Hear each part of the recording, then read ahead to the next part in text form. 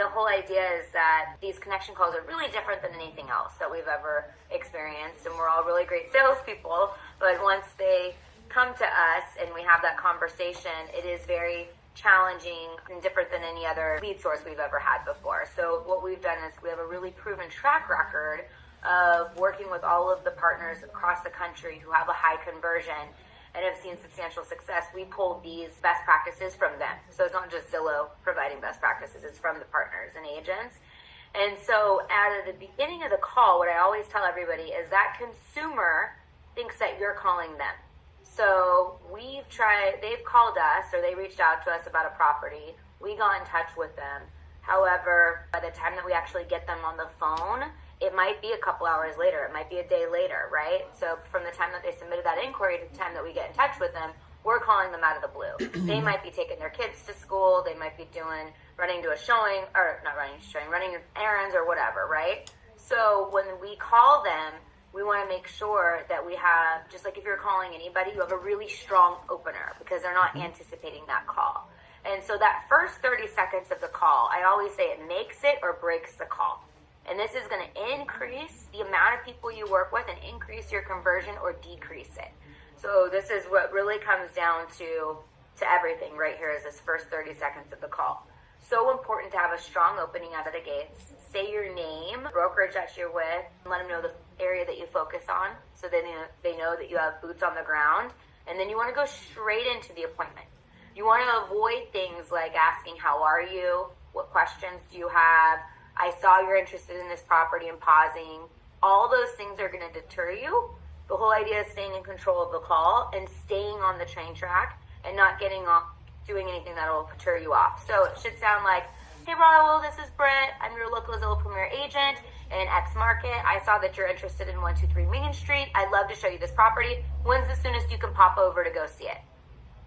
So very a matter of fact, strong opener, who you are, shows that you're in control. They're talking to the right person. Things you want to avoid is like, hey Raul, it's Britt, how are you? Hey Raul, I saw you're interested in this property. What questions do you have? How can I help you? Hey Raul, it's Britt, I saw you're interested in 123 Main Street. And then pausing, those are all things that you don't want to do. So you're referring right back to what they're interested in. That way it clicks on their brain that this is why you're calling them, that this is not a random cold call. 100%. Right. So, exactly. And you're confirming that they're talking to the correct person. And by asking for that first appointment out of the gates, or asking for that appointment out of the gates as the first question, the chances of you setting that appointment go up to 70%. If you wait after that first question, and let's say you ask to set that appointment as the second question or the third question, the chances of you setting that appointment go down 30%. And you're going to get the honest truth of when they're available too. And they're going to give you the real time. If you wait until the end, they feel almost too comfortable. And they're going to say, actually, you know what, I'm going to hold off, or I'm going to wait, or let me talk to my husband or my wife, or whatever it is, and let me get back to you. Out of the gates, you mean business, you're giving them what they're asking for, and strong opener, set that appointment. Then the whole goal of this call is at the end of this call, you want to have a confirmed date and time. It shouldn't be a position where you need to call them back to confirm. That is something we've coached on in the past. I don't recommend it. I recommend that at the end of this call, it's a confirmed day and time that if you didn't talk again, they know that you're going to be seeing them on this day at this property. To show this 2 to 3 properties is the goal. You never want to show just one property on that first appointment. If you do, the chances of them working with you go way down. So your whole goal on this call is to try to get to 2 to 3 properties, even if that property is under contract. So I'll help you guys on how you'll walk through that. The idea is you set that appointment. When's the soonest you can go see it? They'll tell you. And then I have 2 questions after that. The first, and I go in the same order every time. And then the first follow-up question after that is I say very assumptively. It's all about assumptive language. And that is key to this call, is assumptive language.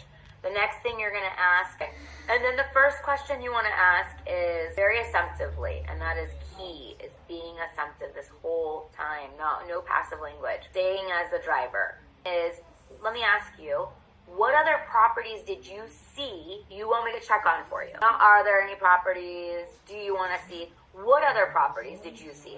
Because a lot of times they affiliate you and they think that you can only show this property. They don't know that you can show other properties. Maybe even asking if there's a property that they need to list and they need to sell their home too. But what other properties? Oh, I saw this property, I saw that property. Or they might say, nope, that's it, this is the only one, I don't want to see anything else. No matter what they say, my follow-up question is going to be the same after that. Again, I'm trying to get to those 2 to 3 properties. And this is the meat and potatoes of the call right here. And this is really where you want to get them to start opening up and talking to you. And then you're going to ask, let me ask you, what was it specifically about this property or these properties that really stood out to you? Right? The average agent's going to find out about price, location, bed, bath, all that. What really how you're going to develop a relationship of closeness with this buyer is finding things outside of that box. How many times you go and show a property and something you never thought was important ends up being really important to them. You and I, it's not, but to them it really is, right? So maybe it's the garage. Maybe it's the tropical backyard. Maybe it's the open floor plan. Whatever it is, something else that piqued their eye. Oh, tell me more about that. What was it about the open floor plan you really loved? Do you have kids? Do you work from home? Do you like the kitchen? Is that a number one priority for you? What else did you see that you really like? Oh, I really like that it's a 1-story. So 1 story is important to you. You definitely don't want a 2-story, 2 stories out. Good to know. So what you're telling me is that you love to cook, so you would like a redone kitchen. Ultimately, you're okay with a bathroom having to be redone, but you want a up-to-date kitchen, like an open floor plan, and you want it to be a 1-story. You don't want it to be 2-story, right? Cool. So what I'm going to do, and what a lot of my buyers like to do, especially my Zillow buyers, is they like to look at a couple properties. That way we can compare and they can tell me what they like or what they don't like. And at the worst case scenario, it gives me a better idea about what you like in this market or what you don't like. So when something comes available, I will know exactly what that is to give you a heads up. How's that sound? Cool. So tomorrow at 11, we're going to go and I'm going to have 3 properties for you.